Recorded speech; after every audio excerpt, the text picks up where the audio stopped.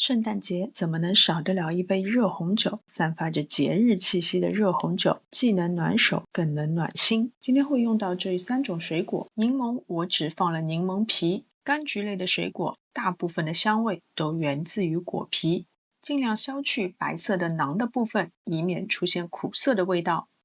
苹果去核以后切片，这些水果我都提前用盐搓洗干净了，所以果皮我都保留着。橙子一半拿来切片，另一半把橙汁挤入，然后在橙皮上插入6颗丁香，把所有的水果放入锅中，再加1片香叶、1颗八角、1段肉桂、1颗迷迭香。为了整体的口感更好，我还加了15克的冰糖。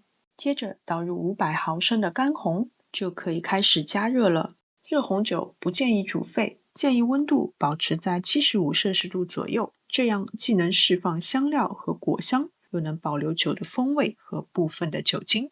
像现在这样小气泡持续的升腾，但是并没有沸腾，就说明温度刚刚好，不需要加热太久，否则可能会导致酒精大量的蒸发。我是一共煮了15分钟，煮完以后再关火关盖焖10分钟，让果香和香料的风味更加深入酒液。